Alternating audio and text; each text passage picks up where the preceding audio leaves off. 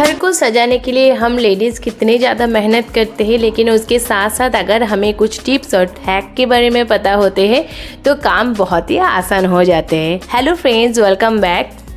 आज मैं आपसे कुछ टिप्स और हैक शेयर करने वाली हूँ जो कि आगे जाके आपको बहुत ही काम आने वाले हैं। तो चलिए वीडियो को स्टार्ट करते हैं।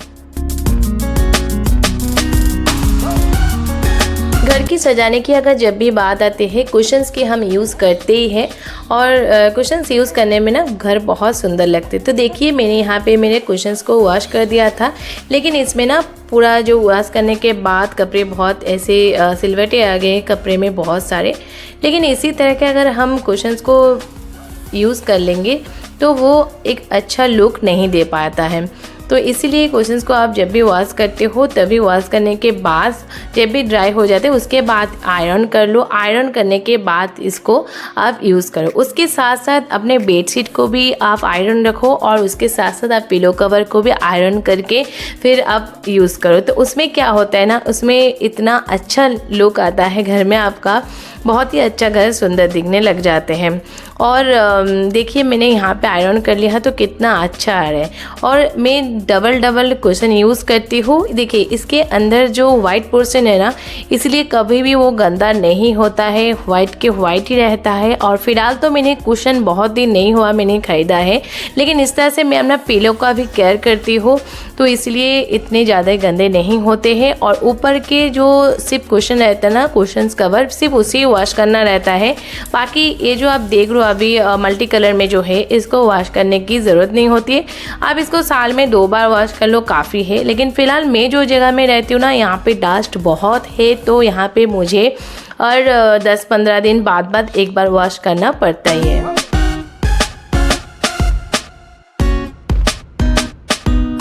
इसीलिए मैं सिर्फ ऊपर की पार्ट को ही वॉश करती हूँ। नीचे के जो मैंने दूसरा कवर चढ़ा के रखे हैं तो उसको मुझे उस वॉश करने की इतना नहीं होती है। उसे साल भर में 1-2 बार करने से बस हो जाती है। तो जब भी इसको वॉश कीजिएगा, वॉश करने के बाद ना एक बार आयरन करके ज़रूर रखिएगा। आयरन करने रखने में ना देखिए कितना अच्छा लुक आता है, एकदम नया जैसा दिखता है और बहुत ही सुंदर लगता है। जब भी हम बाहर से आते हैं, जो ज्वेलरी को या तो हम बॉक्स में रख देते हैं या फिर यहाँ वहाँ फैल के रख देते हैं। लेकिन उसके साथ साथ क्या आपको पता है, हमारी जो पसीना होते हैं, पसीने में ज्वेलरी बहुत ज़्यादा ख़राब हो जाती है, पूरा एकदम उसका कलर चेंज हो जाता है उसकी वजह से। इसलिए हमें यहाँ पे कुछ टिप्स अप्लाई करना होता है। क्या है ना, हम जब ज्वेलरी बाहर से आते हैं तो उसको हमें क्लीन करने की ज़रूरत हो जाती है। तो इसको क्लीन करने का क्या प्रोसेस है मैं आपको बताती हूँ। देखिए, यहाँ पे मैंने कुछ सिल्वर ज्वेलरी लिया है, कुछ गोल्डन ज्वेलरी लिया है। बाकी सबके सब तो मैंने ईयररिंग से लिए हैं, बाकी कुछ लिया नहीं है, लेकिन बाकी कभी दूसरे दिन मैं बताऊँगी। यहाँ पे देखिए, थोड़ा सा मैंने शैम्पू लिया है, उसके साथ थोड़ा सा पानी ऐड किया है। अब एक एक करके ना इसी पानी से सबको क्लीन करूँगी। जी हाँ, शैम्पू से आप आराम से इसको क्लीन कर सकते हैं। और यहाँ पे देखिए, मैंने एक ब्रश लिया है, या तो आप नया ब्रश ले लो या पुराना ले लो, कोई भी चलेगा, लेकिन आपको लाइटली इसको यूज़ करना है, हल्के हाथों ही इसको ब्रश करना है, बहुत जोर नहीं लगाना है। तो यहाँ पे देखिए, मैंने किया हुआ एक ईयररिंग है, यहाँ पे मैंने का काम किया हुआ है, मैंने करी जिसको कहते हैं। तो इसके ऊपर मैं हल्के हाथों इसको क्लीन कर रही हूँ। क्लीन करने के बाद ना थोड़ा सा जो भीगा कपड़ा है उसी से अच्छे से मैं पोंछ दूंगी। तो इसी तरह से बाकी ज्वेलरी का भी क्लीन करना है, लेकिन पत्थर वाला जो मतलब स्टोन जो जिस ज्वेलरी में होता है ना, उस ज्वेलरी को इस तरह से बिल्कुल भी क्लीन नहीं करना है। उसके लिए हमें क्लीन करना है, थोड़े से कपड़े में ही हम शैम्पू ऐड कर लेंगे, उससे अच्छे से दोनों हाथों से जिस तरह से मैं आपको दिखा रही हूँ उसी तरह से पोंछ देना है अच्छे से। इसी तरह से क्लीन कर लीजिएगा। जो भी स्टोन वाला मतलब ईयररिंग होता है, जो भी ज्वेलरी होता है, तो उसको इस तरह से करना होता है। और गोल्डन वाला जो भी आप ईयररिंग हो, कुछ भी आप यूज़ करते हैं, उसको क्या करना है, उसको कि वो सेम प्रोसेस आपको इस्तेमाल करना है। उसी को भी आप इसी तरह से, मैं जिस तरह से कपड़े से अच्छे से गीला करके पोंछ रही हूँ ना, बस उसी तरह से पोंछ के रख देना है। और इसको कुछ ही टाइम के लिए आप इसको अच्छे से क्लीन करने के बाद थोड़ी टाइम इसको दीजिए अच्छे से ड्राई होने के लिए, थोड़े फैन के नीचे रख दीजिए।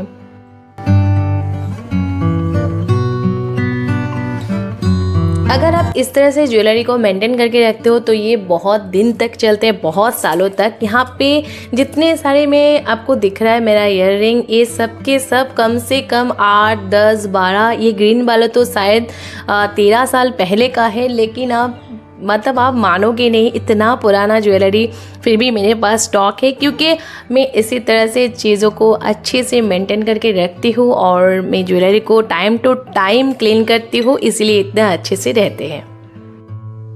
तो चलिए, ज्वेलरी तो क्लीन हो गया। अब इसको रखने का एक प्रोसेस होता है। यहाँ पे हमें थोड़ा सा आइडिया लगाना पड़ता है।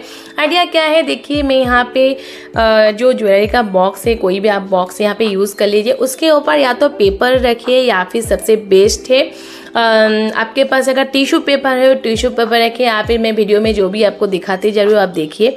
तो इसको ऊपर से रख दीजिए अच्छे से। इसके बाद एक एक करके अपना जो ईयर रिंग है, जो भी आपका ज्वेलरी है, उसके ऊपर एक एक करके रखते जाइए। इसके क्या होगा, एक दूसरे से टच में नहीं आएगा और कोई भी स्क्रैचेस नहीं आता है इस चीज़ों में।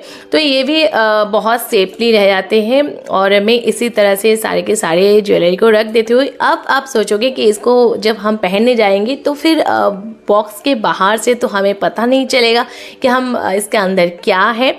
तो देखिए, इसको जिस तरह से मैंने पार्ट टू पार्ट इस तरह से रखा है ना, एक के बाद एक, एक के बाद एक, तो इस तरह से ही मैं एक एक करके थोड़ा सा उठाती जाती हूँ और मुझे पता चल जाता है अंदर क्या है।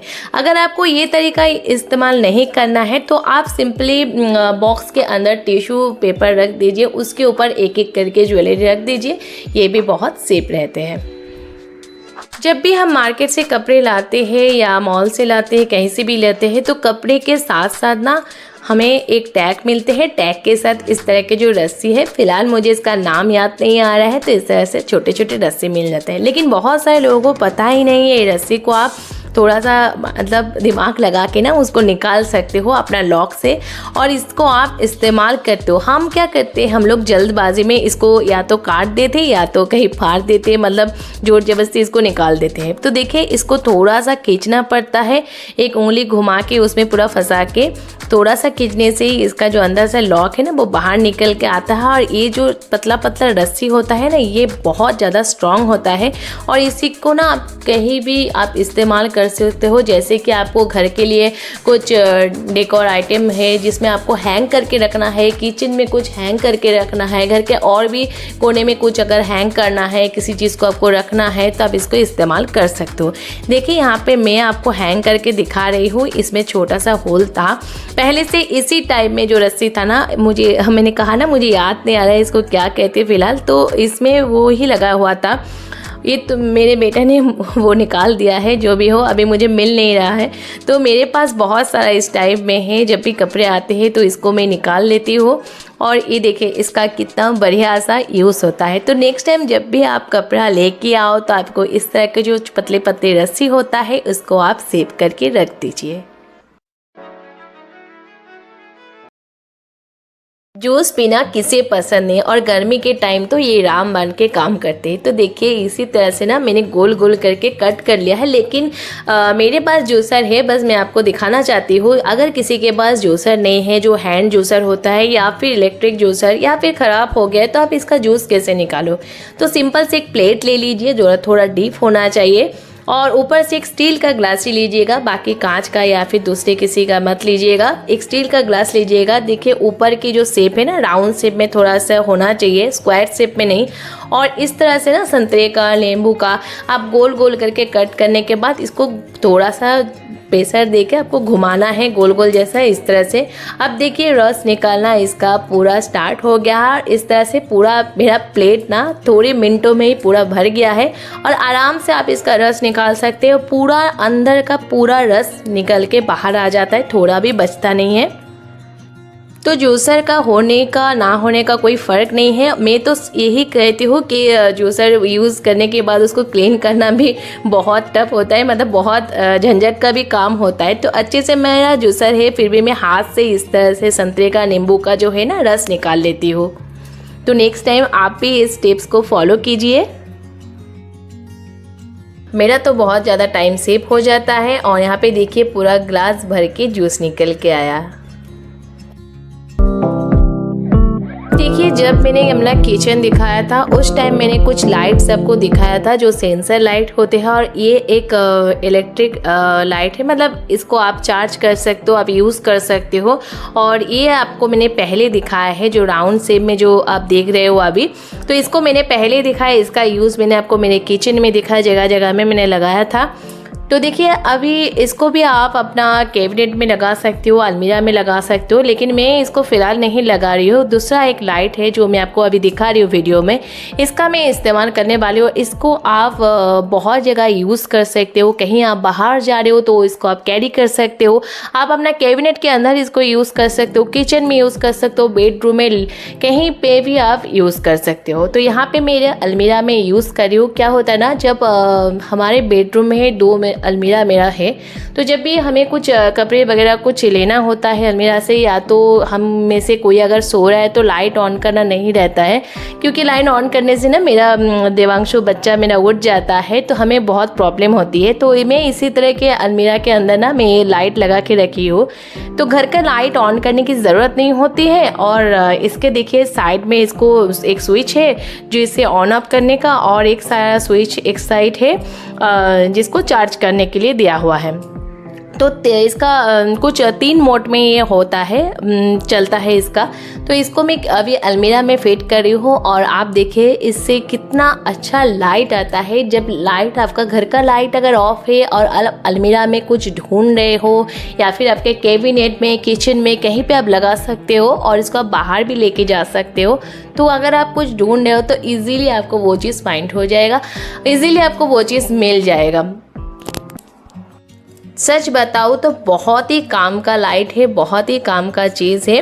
तो इसे मैंने ऑनलाइन परचेज़ किया था। अगर मुझे लिंक मिल जाएगा तो मैं डिस्क्रिप्शन बॉक्स में दे दूँगी, आप एक बार चेक कीजिएगा, या फिर आप अपना मिरर के ऊपर भी लगा सकते हो। बहुत अच्छे से लाइट देता है और आपको फेस भी अच्छे से क्लीन आपको दिखाई देता है। तो इन छोटे मोटे आइडियाज़ को, छोटे मोटे टिप्स को अपने डेली लाइफ में यूज़ कीजिए। आई होप आपको मेरे वीडियो अच्छा लगा होगा, और मैंने जितना सारे टिप्स आपसे शेयर किया होगा वो बहुत ही काम का है। एक बार इस्तेमाल करके देखिए। इसके साथ ना मैग्नेट आता है, ऑलरेडी मैग्नेट इसके साथ फिक्स्ड है। और अगर आपको लोहे का आपके पास, या फिर इस तरह की कुछ चीज़ें आपके पास नहीं है, अगर आपको फिर भी इसको स्टिक करना है तो आप डबल टेप के द्वारा भी इसे स्टिक कर सकते हो। तो आई होप मेरे वीडियोस आपको और मेरे टिप्स आपको अच्छा लगा होगा। थोड़ा भी अच्छा लगा तो ज़रूर लाइक कर दीजिएगा, और आगे भी वीडियो को शेयर कीजिएगा। चैनल पे नया आए हो तो चैनल को ज़रूर सब्सक्राइब कीजिएगा। Thank you so much. मिलते हैं मेरे नेक्स्ट ब्लॉग में, तब तक के लिए बाय बाय।